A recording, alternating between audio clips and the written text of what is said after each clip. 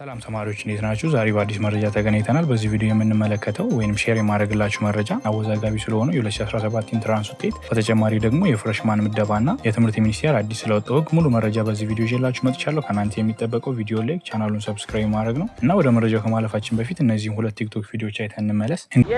የስ ውጤት ተጨምሯል። ውጤት ተስተካክሎልናል። እያያችሁ እኛ ስንት አንጥተናል? 288 ነጥብ ምናምን ያው ከ21 አድገናልና ውጤት ተስተካክሏል። ሁላችሁም ገብታችሁ ማየት ትችላላችሁ። ቼክ አርጉት።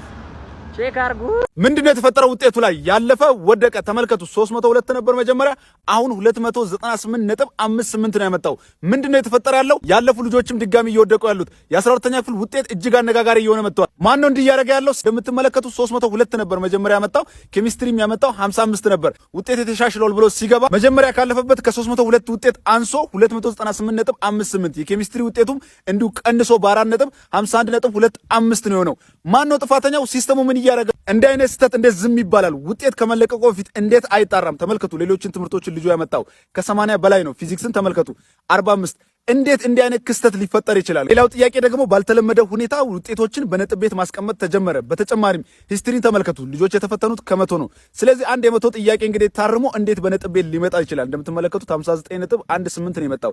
ስለዚህ ከመቶ የታረመ ውጤት እንዴት በነጥብ ቤት ሊቀመጥ ይችላል? ቅሬታ በአካል እናቅርብ የሚል ድምጾች አሁን የተሰሙ ይገኛሉ። 5 ኪሎ እንግዲህ ወረድ ብሎ በሚገኘው በፈተናዎች ኤጀንሲ በአካል ሄደን ቅሬታ እናቅርብ ተሰብስበን ተማሪዎችም ወላጆችም የሚሉ ጥሪዎች እንግዲህ እየተሰሙ ይገኛሉ። እስቲ አዳምጧት። 5 ኪሎ ዝቅ ብሎ የሚገኘው የፈተና ኤጀንሲ በመምጣት ሰኞ ወይም ማክሰኞ፣ ሰኞ የሚመቻችሁ ሰኞ፣ ማክሰኞ የሚመቻችሁ በመሰብሰብ ሁላችንም በጋራ ሆነን ቅሬታችንን እንድናሰማ ጠይቃለሁ።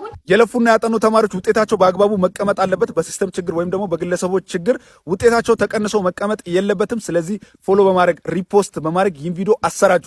እንግዲህ ቪዲዮ ላይ እንደተመለከታችሁት የትምህርት ሚኒስቴር በጣም ትልቅ ስህተቶችን እየሰራ ነው። በተለይ ደግሞ ኦንላይን ፈተና የወሰዱ ተማሪዎች ላይ ከዚህ በኋላም በጣም አዳዲስ ነገሮች ይፈጠራሉ።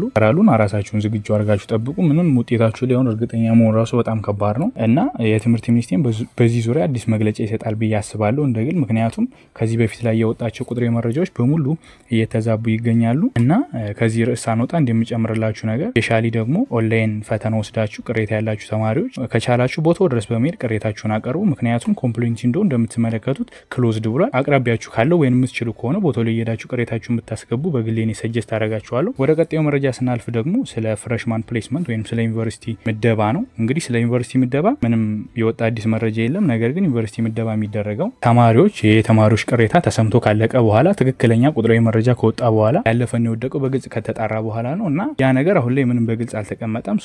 እሱ እስከሚደረግ ድረስ ትንሽ መቆየት አይቀርም እና ዩኒቨርሲቲ ፕሌስመንት እስከ ጥቅምት ወር ይሄዳል ብዬ አስባለሁ። የመጨረሻው መረጃ የሚሆነው ደግሞ የትምህርት ሚኒስቴር ስለወጣው ህግ ነው። የትምህርት ሚኒስቴር አዲስ በወጣው ህግ ላይ ማንኛውም ተማሪ ስልኩ ላይ ሶሻል ሚዲያ አካውንት መገኘት የለበትም ብሏል እና ማንኛውም አንደኛና ሁለተኛ ደረጃ ተማሪ ይህን ህግ ተላልፎ ከተገኘ በቀጥታ ከትምህርት ቤት ይባረራል ብሏል። ስለዚህም በወዲሁ የራሳችሁን ጥንቃቄ አድርጉ እና የዛሬው መረጃ ይህን ይመስል ነበረ። እንደዚህ አይነት አዳዲስ መረጃ እንዲደርሳችሁ የምትፈልጉ ከሆነ ቻናሉን ሰብስክራይብ፣ እንዲሁም ደግሞ አጫጭር ኒውሶች ሲኖሩ ቴሌግራም ቻናላችን ላይ መጀመሪያ ሼር ስለምናደርግ የቴሌግራም ቻናል ሊንክ ከስር ኮሜንት ሴክሽን ላይ ያስቀምጥላችኋለሁ። የዛሬው ቪዲዮ ይህን ይመስል ነበረ። በቀጣይ ቪዲዮ እስከምንገናኝ ይመቻችሁ።